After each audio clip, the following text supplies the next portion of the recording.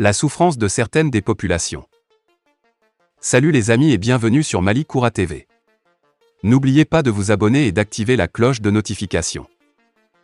10 ans après les faits de licenciement massif et abusif sans droit de ces militants dont les leaders syndicaux par la complicité de certains cadres de l'administration du travail, la Confédération syndicale des travailleurs du Mali, CSTM, vient d'être saisie par l'OIT pour la publication de son rapport sur le cas du Mali. Dans ce dernier rapport dont nous avons eu copié, les sociétés minières et les corps de l'administration incriminés sont, entre autres, la BCM Loulou, LTA Mali SA Sadiola, Laboratoire ALS Bamako, Saher Tabakoto, Analab Morila, UPS Loulo, les responsables du syndicat national de la police SPN affilié à la CSTM ainsi que la société de gardiennage G4S. La Commission prend note des réponses détaillées du gouvernement aux observations de la Confédération syndicale internationale, CSI, de 2017 concernant la situation des dirigeants syndicaux du secteur de la santé et d'un syndicat de la police nationale. La Commission observe par ailleurs que le gouvernement souligne que, dans le secteur minier, de nombreux dossiers de licenciement de travailleurs sont encore pendants devant les juridictions compétentes, près de 10 ans après les faits. La Commission prie le gouvernement de prendre les mesures appropriées pour que le contentieux portant sur la discrimination antisyndicale soit traité de manière beaucoup plus rapide et de continuer à fournir des informations à cet égard. Faisant référence aux résultats de la mission de haut niveau qui s'était rendue à Bamako en 2015 pour traiter de la question de la représentativité des organisations syndicales, la Commission a rappelé l'urgence de déterminer les modalités des élections professionnelles, après consultation des organisations intéressées, afin de donner pleinement effet aux prescriptions du Code du travail en matière de négociation collective. La Commission note que le gouvernement indique que les partenaires sociaux ne sont toujours pas parvenus à un accord sur la détermination du seuil de représentativité pour les élections professionnelles, qu'il réitère son engagement à organiser des élections professionnelles dans la plus grande transparence et objectivité, en collaboration avec les organisations syndicales, et qu'il entende poursuivre les rencontres de concertation en vue de la détermination et l'adoption du seuil de représentativité. La Commission note également que le gouvernement précise que la dynamique enclenchée à cet effet n'a pu être poursuivie en raison de l'instabilité sociopolitique qu'a connue le pays en 2020, mais qu'il prévoit la tenue des élections professionnelles de représentativité avant fin de l'année 2021, après la conférence sociale prévue au mois de novembre. La Commission note que le gouvernement indique qu'il existe à ce jour 21 conventions collectives et 125 accords collectifs conclus dans les différents secteurs d'activité, mais qu'il ne dispose pas de données statistiques sur le nombre de travailleurs couverts. Elle note également l'information selon laquelle le processus de relecture des conventions collectives obsolètes est en cours au niveau de la Direction nationale du travail, qu'une nouvelle convention collective des industries hôtelières a été signée en 2020.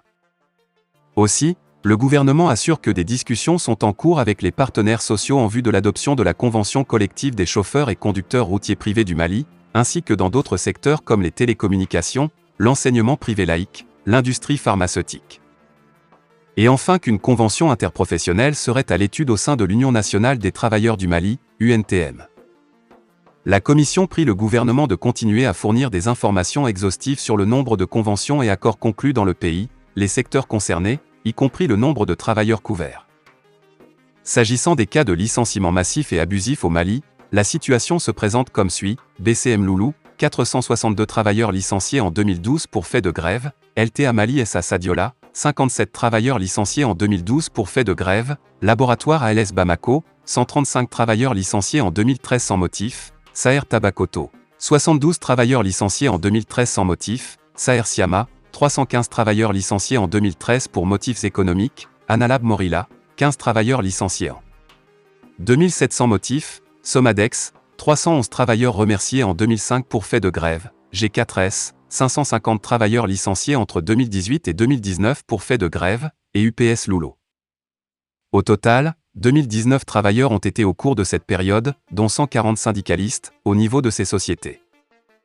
National Democratic Institute a publié, mardi 24 mai à Bamako, un rapport sur l'évaluation interne des partis politiques en termes de réforme en faveur de la participation effective des femmes au processus politique. Les résultats du rapport d'évaluation interne des partis politiques ont été projetés par l'équipe de NDI en présence de plusieurs chefs et représentants de partis politiques. L'URD, le RPM, le RPDM, l'ADP Maliba, l'ADEMA PACH et d'autres formations politiques étaient présents. L'évaluation fait beaucoup de constats dans la gestion interne des partis politiques au Mali qui relègue les femmes au second rang à la veille des élections ou même dans la gestion des instances du parti, la femme est toujours reléguée au second plan dans les bureaux mixtes du parti. Le poste de secrétaire général a été confisqué au profit des hommes, constate une militante d'une formation politique dont les évaluateurs ont tenu le nom secret. En effet, cette évaluation révèle que les femmes au sein des partis politiques sont confrontées à d'énormes difficultés pour leur émergence dans l'arène politique. Au nombre de celles-ci, la non-maîtrise des textes du parti, de la charte des partis politiques, l'inexistence dans les textes des partis des mécanismes d'application efficients de la loi 052, portant promotion du genre dans les postes électifs et nominatifs. S'y ajoutent aux difficultés pour les femmes à se faire une place à la tête des instances ou à être les porte-étendards du parti aux élections, les pesanteurs sociales et les préjugés dont elles sont victimes. Les rares femmes qui sont élues souffrent d'un manque d'accompagnement du parti durant l'exercice de leur mandat. Pour le directeur pays de NDI, Dr Badiéima, les inégalités structurelles ont une incidence sur la qualité et l'ampleur de l'accès des femmes au pouvoir politique. Il a déploré le fait qu'elles restent profondément ancrées dans la culture sociale et politique et codifiées par les institutions politiques, juridiques et financières du pays.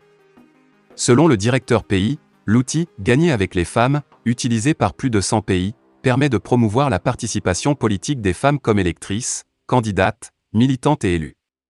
La participation pleine et équitable des femmes à la vie publique est essentielle pour la construction et le maintien de démocraties fortes et dynamiques, déclare Dr Badiéima. Fin de la vidéo, merci pour votre attention.